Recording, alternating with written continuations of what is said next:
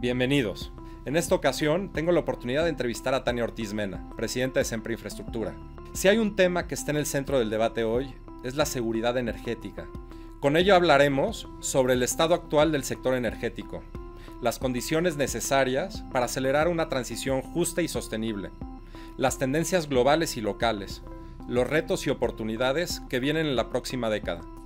También entraremos a un terreno más personal, su liderazgo, cómo el otorgar oportunidades a mujeres en el sector empresarial es clave para el futuro del país y del mundo. Todo esto de la mano de alguien que vive día a día este tipo de retos. Esto es Ecos de Impacto.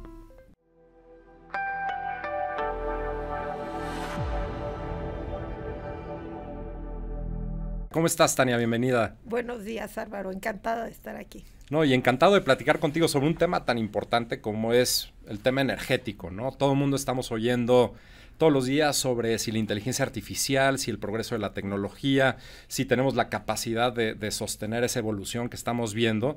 Y de ahí me gustaría abrir la conversación para que nos platiques un poco de cómo ves el sector energético en términos de la capacidad de atender la alta demanda que hay.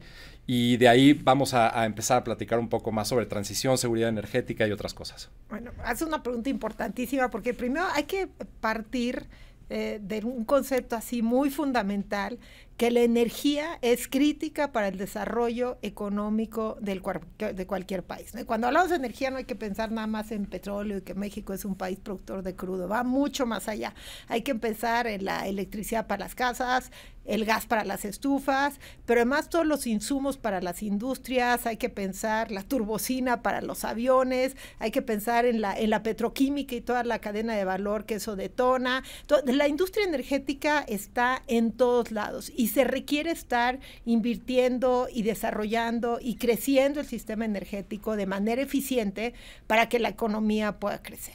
Entonces, ahorita estamos en un momento de transformación global que tiene que ver mucho con inteligencia artificial, ¿no? Todos los días hablamos de la inteligencia artificial y por lo tanto hablamos de los microprocesadores y hablamos de los data centers y el insumo fundamental de toda esa industria es la energía. Esos data centers se van a poner en los sitios donde hay un suministro eficiente de energía. Además, consumen muchísima energía. Claro. Hay un crecimiento exponencial de la energía para esa demanda. Entonces, necesitamos como país asegurarnos que contamos con un abasto suficiente, confiable y eficiente de energía. Y a fin de cuentas, y aquí me detengo, el objetivo de cualquier país en términos de energía, desde mi punto de vista muy personal, es tener un abasto suficiente, confiable, asequible y cada vez más limpio de energía. Ahora, dependiendo de las características de cada país es cómo va a lograr ese objetivo, pero ese debe ser el objetivo final. Claro, y aquí me gustaría entrar a un concepto que creo que se habla mucho, pero muy poco se conoce en el fondo, que es transición energética, ¿no? Como que siempre hemos pensado decir, oye, ¿cómo llegamos a estas metas, por ejemplo, de tener cero emisiones netas? ¿Cómo llegamos a estas metas de tener un planeta mucho más sostenible, etcétera? Pero no puede suceder de la mañana a la noche, ¿no? Tiene que haber una transición y tenemos que entender también los roles que juegan estos tipos de energía en nuestras realidades. Como tú dices, vivimos un momento complejo, tenemos conflictos geopolíticos muy relevantes que pusieron el tema del suministro energético en el centro del debate por cierto tiempo. Tenemos también límites en términos de recursos, etcétera. ¿Nos podrías platicar un poco cuál es tu visión en términos de transición energética? Y me gustaría si podemos entrar de lo general a lo particular, ¿no? El mundo dónde está y México dónde se encuentra en relación a ello. El debate de la transición energética surge de dos retos importantes. Por un lado, el tema del suministro suficiente. No todos los países, es más, yo te diría, cada país tiene recursos propios y accesos a recursos energéticos distintos. Entonces, eso te lleva a explorar distintas fuentes de energía, ¿no? En los 70, pues si no tenías petróleo, no tenías petróleo, estás frito, ¿no? Claro. Ahorita hay países que dependen 100%, que 100% de su generación es geotérmica, por ejemplo, ¿no? O tienen una fuentes de energía nuclear importantísimo, tienen energía eólica o solar. Entonces, primero es esta necesidad de encontrar nuevas fuentes de energía más allá de los hidrocarburos. Pero, por otro lado, hay una necesidad o un tema global apremiante que tiene que ver con el calentamiento global. Claro. La industria energética tradicional, la de los hidrocarburos, contribuye de manera importante a las emisiones y por lo tanto al calentamiento global, y entonces, y al mismo tiempo estoy diciendo, bueno, está creciendo la demanda de energía, necesitamos más energía y necesitamos más energía para que crezcan los países, para que desarrollen los países, para que al final existan empleos y mejores condiciones de vida. Entonces, difícilmente podemos consumir menos energía. Al rato, si quieres, hablamos de cómo la consumimos más eficiente. Claro. Pero necesitamos más energía. Entonces, la pregunta es, ¿de dónde puede venir esa energía? Además de los hidrocarburos. Y es donde viene todo este impulso por distintas fuentes de energía, ¿no? Que son, bueno, los renovables, que los renovables ya están primero probadísimos y son muy competitivos y muy interesantes, principalmente el eólico y el solar. Y cuando hablemos de México podemos hablar de los recursos súper abundantes que tiene México, sí. Pero bueno, esas son tecnologías súper probadas, pero luego vienen otras tecnologías, ¿no? Se ha hablado mucho, por ejemplo, del hidrógeno, tecnologías todavía Correcto. No probadas, pero hay yo te diría, por un lado existen las políticas públicas que en distintos países están incentivando el desarrollo de estas tecnologías, por otro lado está el sector privado persiguiendo el desarrollo de estas nuevas tecnologías, y por otro lado están las políticas públicas más punitivas, es decir, si no reduces tus emisiones vas a tener consecuencias. Pero toda la transición energética, ¿qué está atendiendo? La necesidad de una matriz, de una mayor demanda y matrices cada vez más diversificadas, por un lado, y por otro lado atender el tema de calentamiento global. Ahora, el avance, yo llevo más de 35 años trabajando en el sector energético. He visto mucho más avance en la transición energética en los últimos 10 que en mis primeros 25 años de carrera.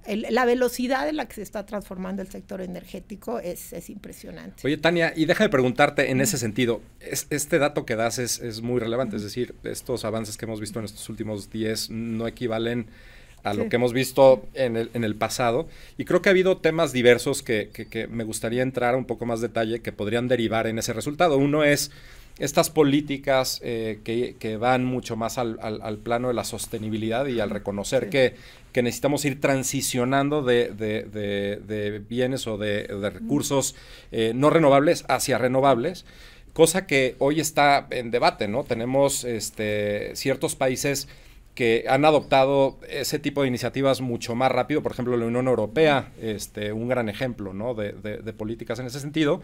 Y luego tenemos, por ejemplo, lo que está pasando en Estados Unidos, que veníamos de políticas muy, muy agresivas en el sentido de adopción de esas tecnologías, ahora a recargarse un poco también en la parte más de hidrocarburos, lo cual no está mal tampoco, en virtud de lo que hemos platicado, pero ¿tú qué le acreditas? ¿Es un tema tecnológico? Es decir, ¿la tecnología progresó lo suficientemente rápido para llegar a ese punto? ¿Es un tema político? ¿Es un tema de responsabilidad social de cada uno de nosotros como clientes que demandamos ese tipo de soluciones? ¿A qué lo acreditas? Yo creo que se alinearon,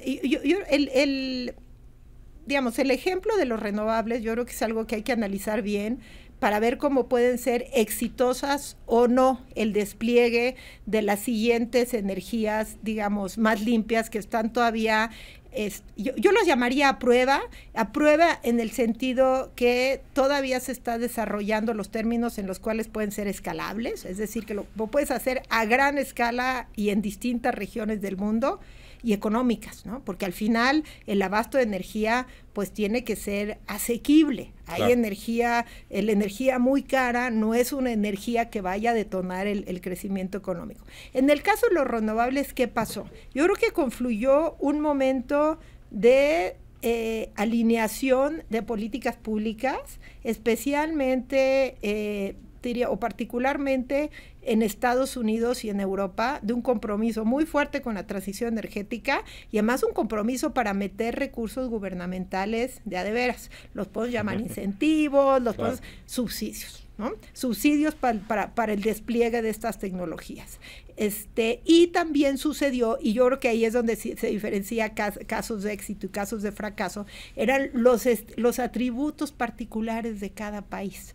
Es decir, si tú vas a Texas al día de hoy, que Texas es el estado petrolero más importante de Estados Unidos, te vas a encontrar que está tapizado de aerogeneradores, ¿no? Porque hace sentido, cuentan con los recursos, que tienen grandes extensiones de tierra, tienen características de viento, de clima, que permiten ese tipo de desarrollo. Entonces, a pesar de que era un estado petrolero, le era natural desarrollar esos recursos. Hay regiones donde realmente estaba bien forzado ese tipo de recursos. Por ejemplo, estamos viendo todo el tema, a lo mejor me equivoco, ¿no? Pero lo que llaman el offshore wind, ¿no? Los proyectos eólicos en mar abierto están resultando carísimos, ¿no? Y están resultando tan caros que los proyectos se están cancelando. Entonces, por más que quieras hacer proyectos eólicos en el Mar del Norte, no van a ser competitivos, no son rentables. Entonces, yo creo que es esa confluencia de cosas. En México, la verdad es que pudimos un poco aprovechar la curva de aprendizaje de Estados Unidos y de Europa, donde en un principio los proyectos de renovables eran relativamente caros. Relativamente quiero decir que seguía siendo más barato producir energía con hidrocarburos que con renovables, pero todos estos incentivos y todos estos impulsos los hicieron competitivos. Y una vez que eran competitivos, México empezó a impulsar los proyectos de renovables. Entonces, en México realmente nunca hubieron, o no han habido a la fecha, incentivos sustanciales para el desarrollo de renovables, y sin embargo se están desarrollando. ¿Por qué? Porque ya son competitivos y equiparables. Sí, ya absorbimos la curva de aprendizaje de otros países para efectos de traer, sí. ¿No? Ya. Sí. Oye, Tania, quiero combinar ahora el tema de transición con seguridad energética, sí, ¿no? Creo que es un tema que te he escuchado explicar y lo haces extremadamente bien, y creo que pocas personas en el foro y en la audiencia pueden entender la importancia que tiene garantizar, ¿no?, la energía a la vez que estás transicionando esa energía de procesos no renovables a renovables. ¿Por qué es importante y por qué es particularmente importante ahora que estamos en este momento de avances tecnológicos tan relevantes como la inteligencia artificial, por ejemplo? Ahora, durante varios años, no tantos, pero a lo mejor 5 o 6 años, el debate global del sector de energía era la transición energética, ¿no? Una enorme preocupación por el calentamiento global, metas, por lo tanto, cada vez más agresivas, especialmente en los países desarrollados, ¿no? Metas cada vez más agresivas de compromisos con energía limpia y de reducción de emisiones, y hubo un impulso gigantesco. Pero todo eso iba acompañado de un hidrocarburo fundamental del que se hablaba muy poco, que es el gas natural. El gas natural es el gas que viene asociado al petróleo y es un componente fundamental para la generación eléctrica y para la industria principalmente. Mientras que los renovables se desarrollan en función, pues, de la ubicación, donde está el viento, donde está el sol, el gas lo puedes desplegar a cualquier lugar, es menos contaminante, es fácil de transportar, es más eficiente. Entonces, digamos que había una combinación. Los renovables vienen acompañados del gas natural. Nadie hablaba del gas natural porque el enfoque, el empuje era sobre los renovables. ¿Qué pasó hace 3 años? Empezó la invasión de Rusia a Ucrania. Y en ese momento Rusia es de los productores globales más importantes de gas natural y se cortó el suministro de gas natural de Rusia a Europa. Durísimo, y en Europa, ¿no? La pasaron en Europa hubieron apagado, no sé si recuerdan, pero ese mismo invierno en Europa no podían prender la calefacción. Me acuerdo, en Alemania creo que la sufrieron. Había apagones, ¿no? Entonces, ahí el debate cambió por completo de transición energética a seguridad energética. Es decir, sí quiero energía cada vez más limpia, sí quiero ser cada vez más sustentable, pero primero tengo que garantizar el abasto energético a mi población, la manera más básica, ¿no? Había filas de horas y horas en las gasolinerías en Europa, cosa que no habíamos oído pues desde los 70s, ¿no? Cuando había todas las guerras en el Golfo, ¿no? Entonces, digamos que se recupera esta conciencia de la necesidad de la seguridad energética. Entonces, la seguridad energética pues consiste en contar con los recursos suficientes, no necesariamente generados por tu propio país, sino contar con los recursos suficientes y con una matriz diversificada para poder abastecer tu mercado, ¿no? Entonces, y cambió por completo el debate. Entonces, al día de hoy, el tema de transición energética va completamente atado a la seguridad energética. Insisto, que no está en aislar como país, sino en tener una integración eficiente a socios confiables para poder abastecer su matriz energética. Hay países que tienen economías súper sólidas y robustas, por ejemplo, Japón, Corea, que no tienen absolutamente ningún recurso propio de energía, más que, Japón tenía algo de energía nuclear, ¿no? Que ahora está entredicho. Importan todos sus recursos y, sin embargo, pues tienen matrices, tienen seguridad energética y matrices energéticas eficientes. Oye, no, y lo que dices es particularmente importante, a mi parecer, aplicado a México, ¿no? Es decir, oye, independientemente de lo que estamos viendo con el tema de tarifas, ¿no? Y todo lo que se habla del Tratado de Libre Comercio, ¿no? El USMCA o TEMEC. Al final, si México no garantiza esa energía, ¿no? Pues es muy complicado que pueda asegurar que siga llegando la inversión, de que se siga desarrollando y podríamos perder mucho de este momento que debemos de ejercer con tanto liderazgo para efectos de no perder la atracción que tenemos en comercio internacional, ¿no? ¿México dónde se encuentra, Tania? O sea, México, ¿cómo lo ves? ¿Cuáles son tus perspectivas? ¿Hacia dónde vamos? Etcétera. México tiene condiciones óptimas y al mismo tiempo varios retos que tiene que resolver. Condiciones óptimas porque, fundamentalmente por la cercanía y la integración al mercado norteamericano, las dos costas, todo lo que ya sabemos, ¿no? Pero en términos de energía tenemos primero recursos propios, por lo menos de petróleo crudo importante, que han sido pues palanca exportadora y de recursos públicos. Tenemos acceso al gas natural más barato del mundo y más abundante del mundo, que curiosamente no es el de México, sino el de Estados Unidos. ¿Y particularmente Texas o dónde? Es Texas principalmente, el gas que estamos recibiendo en México. Estados Unidos se ha convertido en el productor y en el exportador más grande del mundo del gas natural. Entonces tenemos acceso a esos recursos, esos yacimientos se extienden a México, entonces en el caso que México decide incrementar la producción de gas natural, tenemos los recursos acceso están aquí también en el subsuelo. Tenemos recursos renovables inigualables, tanto eólicos como solares, como comentaba, necesitas extensiones importantes de tierra, necesita ciertas condiciones climáticas, obviamente ciertas condiciones de viento y de sol, contamos con eso también, tenemos geotermia, es decir, tenemos una matriz envidiable y de hecho, si piensas en Norteamérica como bloque, porque yo creo que en México siempre, en términos económicos, hay que pensarnos como una región, no como un país aislado, como región, la competitividad que tiene Norteamérica en términos de recursos energéticos contra los otros grandes bloques, el bloque asiático y el bloque europeo, es inigualable. Europa y Asia no tienen recursos energéticos propios, ¿no? Y nosotros tenemos recursos entre Canadá, Estados Unidos y México súper abundantes. Entonces las condiciones están ahí. Ahora, ha faltado inversión. Ha faltado inversión en el sector energético, principalmente en infraestructura, porque el sol está ahí, el viento está ahí, el petróleo está ahí, pero si no construyes los ductos, las refinerías, las terminales de almacenamiento, las plantas de generación y, más importante que todo, las redes de transmisión, pues la energía se va a quedar ahí, ¿no?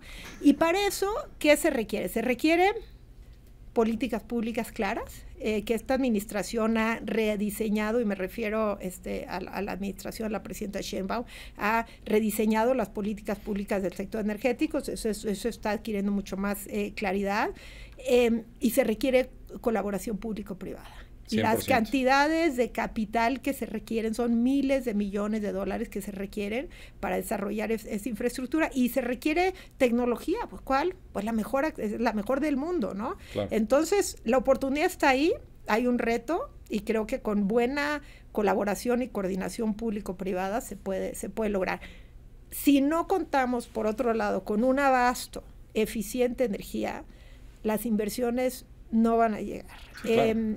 Me ha tocado mucho platicar con las empresas que están bien interesadas en todo este movimiento del nearshoring, reshoring, y preguntan, ¿no? ¿Dónde o cómo me voy a suministrar energía y cómo voy a suministrar agua? Son los dos grandes temas. Sí, los grandes temas. Creo que, me gusta mucho lo que comentas en razón a la parte de la oportunidad tan importante que hay para efectos de que México pueda potencializar su papel, ¿no? En la región, etcétera. También relacionado con el tema de la infraestructura y la inversión, porque tienes toda la razón, es decir, al final México compite en muchos sentidos para atraer inversión con muchos países alrededor del mundo, ¿no? Y la potencia que tiene al prácticamente estar integrado al bloque comercial que mencionas, lo hace sumamente competitivo, pero si no conviertes, ¿no?, esta oportunidad en una realidad, pues prácticamente lo que va a acabar pasando es que el capital va a ir en otro lado. Y coincido contigo, o sea, creo que esta administración ha sido mucho más consciente en razón a la oportunidad que tenemos enfrente y lo que tenemos que lograr, ¿no? Me gustaría ahora entrar un tema que ha surgido últimamente y es retomar, por ejemplo, energía atómica, ¿no? En Estados Unidos creo que están ya trabajando en reactivar muchas plantas nucleares, ¿no?, que estaban sobre todo en el área de Pensilvania. Muchos hablan de todo este tema de los data centers. A mí me parece increíble el entender la capacidad o la necesidad más bien que tienen este tipo de industrias de recibir energía muy constante bajo ciertas premisas en ciertos lugares, y al final si no puedes tú satisfacer esto, la oportunidad se va a ir, ¿no? En términos de energía nuclear, por ejemplo, ¿sí ves que resurge ese movimiento tan fuerte como se está hablando o no lo ves en el futuro?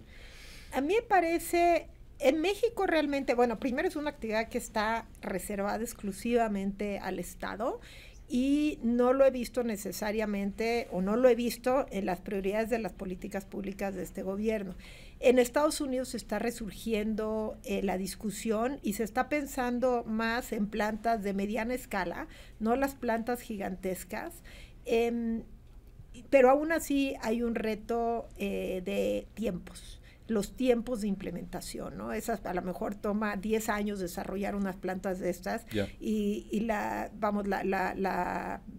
industria necesita que se abastezca esa demanda ya. Entonces, en el corto plazo, la solución pasa por el gas natural y las energías renovables en combinación, porque como tú dices, además necesitas energía muy constante que no esté sujeta a interrupciones. Pero yo sí veo en Estados Unidos un debate serio en torno a la energía nuclear. Perfecto. Oye, y en este sentido, y voy a entrar un poco más a la gestión que has tenido en Sempra Infraestructura, etcétera, y es esta capacidad de reinventarse, ¿no? Creo que el mundo ha avanzado muy rápido en varios temas, incluyendo los que hemos platicado, pero continuamente Sempra ha sido una empresa que ha sabido evolucionar y entender muy bien los tiempos y los momentos, ¿no? ¿Cómo logras eso? ¿Cómo logras anticiparte?